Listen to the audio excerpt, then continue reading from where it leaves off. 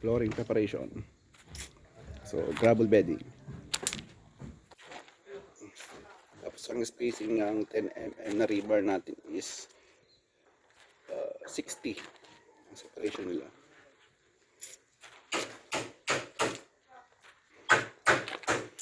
So dito meron tayong CHP dito, CHP wall.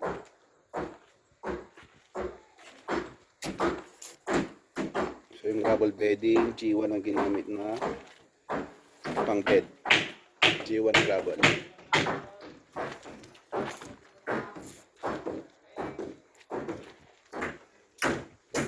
So bukas mag-start na sila magbuhos ng flooring. So unahin muna nila dito sa may kusina, living area, kwarto. So then sa susunod na yung garage and yung driveway.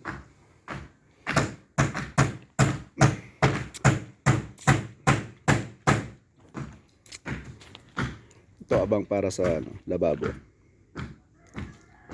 May lababo tayo dito. Lababo countertop, may countertop dito. Tapos lababo dito.